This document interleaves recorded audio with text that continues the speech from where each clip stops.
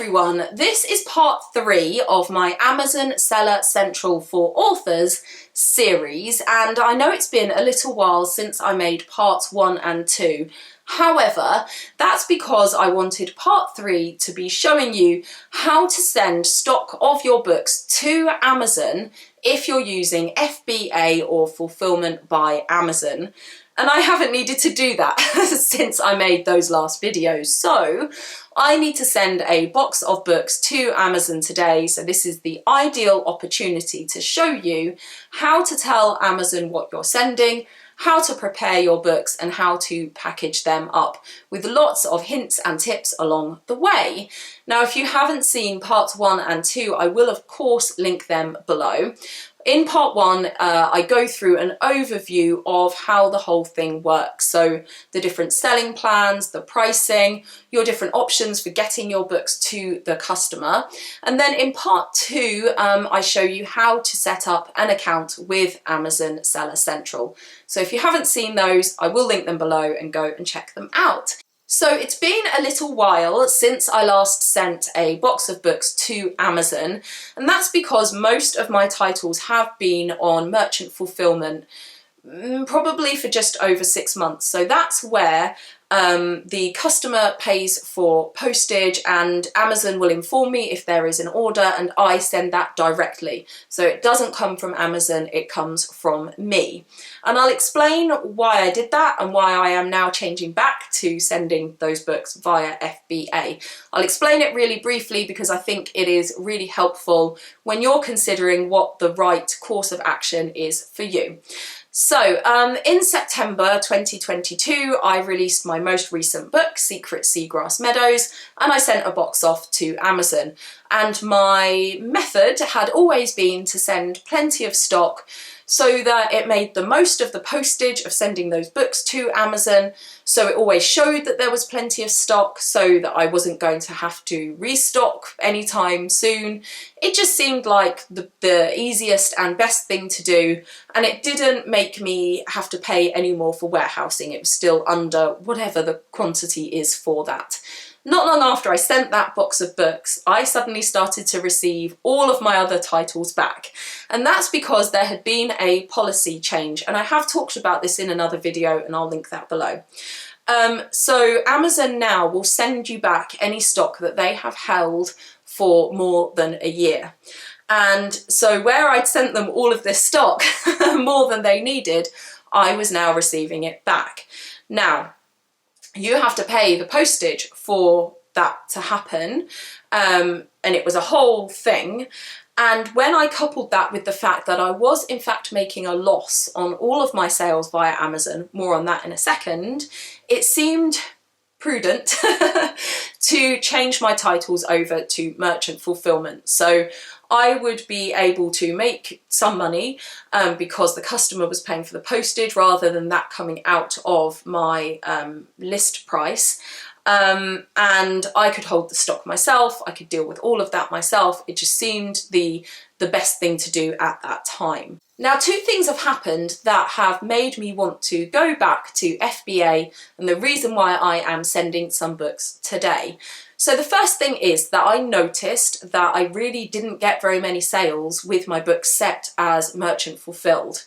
I suspect that it is off-putting to the customer to have to pay postage. I think people are very used to not paying for postage.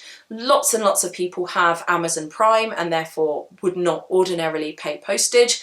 And secondly, you can also, if you buy, I think it's over £10 of books, it will obviously be different elsewhere, then you get free shipping. So I think where people are used to being able to make an order where they don't have to pay, it's off-putting paying that postage. So I think that probably was off-putting for customers. Also, I noticed that my listings were untidy. So for instance, I was not always the top seller, and so therefore somebody else would be getting those sales. But sometimes that pricing was really strange, and it made my listings, particularly the one for Lily the Limpet Gets Lost, where there is a previous edition. Sometimes that previous edition was then coming up, and whereas if I have FBA, that kind of trumps the other sellers. And so it did make things look messy, which also is going to be off-putting for customers. Now, when this video goes out, if you actually go and look at my listings right now, this box of books I'm about to send will not have arrived. So it will be a total mess when you have a look, because it will show as there being no stock, and it will prioritise other sellers. So you can see if you have a look right now what a mess my listings are. But once they receive that stock, then I become the top seller and you get it showing prime and all of those things. So that was one consideration, was that I wasn't making sales. Now you might be thinking, you just said you weren't making any money, so why would you want to sell anything anyway? Very good point. I have discovered very recently, and I wanted to share this in case any of you have made the same mistake. In my first video, I explained that there is a fulfillment option when you're using FBA of small and light. And a lot of books will fall into this small and light program. So there are weight and size restrictions, and most books I think will fall into that. And your book also has to be priced at less than £10, which all of my paperbacks are. Again, that might be a consideration when you're looking at pricing. So I had kind of assumed that because my books were eligible for the program, that was how they were being shipped, and I should have looked more closely. And recently I was having a look, because you can see a breakdown of all of the fees, and I thought, that doesn't look right. And I discovered that you actually have to opt in to the small and light program. I made the mistake of assuming it would be automatic, that eligible books would be sent that way, but it's not. So if you have not realised this and your books are eligible, it's very straightforward to enrol your books. I'll link something below, and opt into that program, and all of a sudden I have gone from making a small loss to making a small profit, but a profit nonetheless, which means that when somebody is buying a book from Amazon, I am actually benefiting. So because of that, and now that I am actually making a few pennies from each sale, and it's going to make the listing look tidier, it is preferable to how I had done things before, where I had this merchant fulfillment that was putting off customers. So I would rather make a few pennies than 0 pennies. So there we are. That's why I am sending a box of books today, after a long break where my books were set to merchant fulfilled. Please don't let that put you off if you want to try merchant fulfillment. You can go back and forth between the two, and you might want to do your own experiment on how it works for you. But that was my experience, and I thought it would be helpful to share. So the next thing you're going to see is my laptop screen as I show you how to start this whole process of sending books to Amazon for FBA. So here we are in my Amazon Seller Central dashboard, and you want to go into Inventory and FBA Inventory. And then anything that is assigned as FBA will be in here. Now, if there's anything that you're expecting to see and you're not, you can go into Manage All Inventory, and then in there you can go to this drop down box here, and that's where you can change, if it's going to come up for me, to so I can change to Fulfilled by Merchant, but you can change to FBA. So whichever one it is, you can change backwards and forwards between the two things. Okay, so if I go back to FBA, here we are, FBA Inventory, and I'm going to choose the stock that I want to send. Now, I want to send everything except Secret Seagrass Meadows, because they already have 8 of those. So I'm going to unclick that one. I've selected 4 items, and then what I am going to do is drop down this box and select Send or Replenish Inventory. And that opens up a new tab. And when that comes up, then you can start filling in all of the information. Okay, so I want to have a think about how many I'm going to send, and which ones are hardbacks and which ones are paperbacks. Let me see. Right, so I have checked, and PZGP and JEAA, these 2 SKUs, are the hardbacks. So I'm only going to send 2 of those, and I think I'll send 6 paperbacks. I'm really not sending very much, as I said in the introduction. I really don't want these to be sent back to me. I would rather send them more stock. So I'm only sending a little bit, and then I'm going to click ready to pack. It might be that you have little bits that you have to fill in here. Sometimes you have to give them dangerous goods information. All you do is click on it and it brings up a pop-up and you just fill in the information. It's fairly straightforward if you have to do that. And you'll see it says that I am labelling, and it says print SKU units. So what I'm going to do is click here, print all SKU units, and print all, and that's going to download a file that I can print so I have got labels to put on the books. And I will show you in a moment how that all works and what you have to do. So I'll close that, everything's ready, pack individual units, and then it should open up the next little bit. So how many boxes will we need? Everything's going to go into one. And then at that point, I've got to start giving informations about the box, and I have not packed it yet. So I need to sort those labels. That's the next thing. So I've just printed out those labels. I should have said you can change the sizes of the labels and all of that before you download them. It's just remembered from previous times that I have these sheets of 24. This size does fit really well over the barcodes on my book. So I've got this box ready to go. This is the books I need to send. And all you need to do is stick the labels, the right ones, over the barcode on the back. So I'm going to get those prepped now. So I've got those stickered up. It does annoy me slightly that these have stickers on, because I think a lot of book lovers, me included, are not big fans of stickers on books, but it's the way it goes. This is so that Amazon can scan it and tie everything up with their system. It's just a shame that they can't use the ISBN. But there we are. So those are all stickered up, and I'm now going to pack them into this box. Now, the best tip that I can give you is that the box will not be cared for. This will be chucked around in the process of it getting to Amazon. So pack it really tightly. I always keep packing materials. Make sure the books aren't going to move. They're really nicely protected in there. So that's what I'm going to do next. I've got the copies of Milk and Cookies in here. What I'm going to do is put a piece of scrunched up packing material down here. I can't do it one-handed.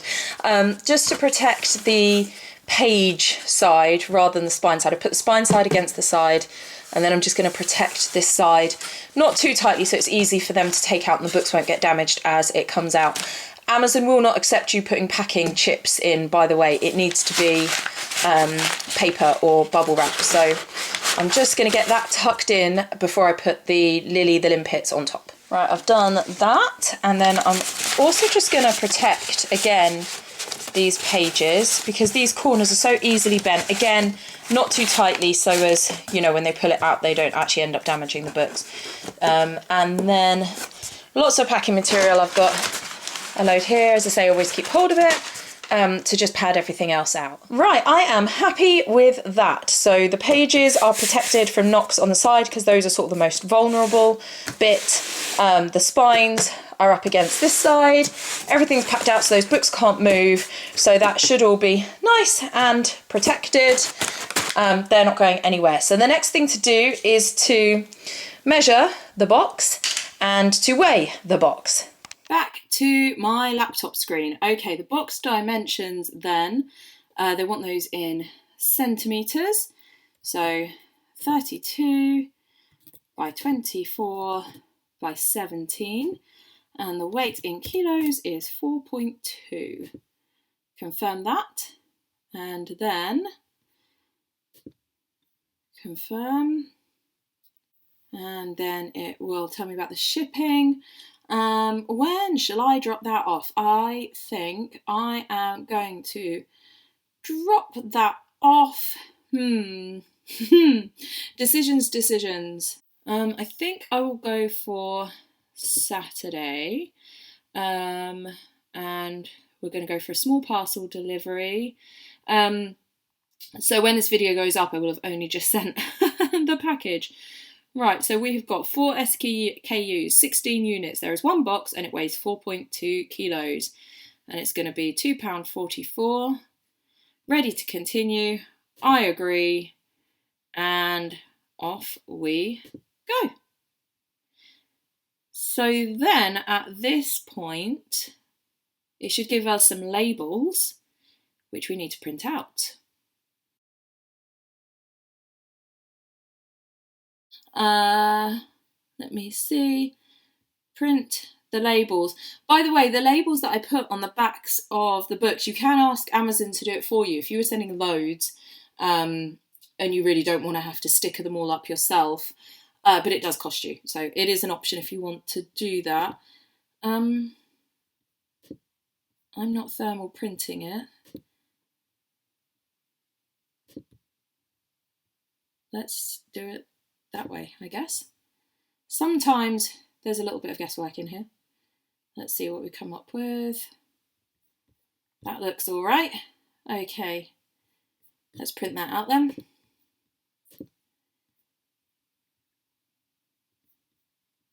Print.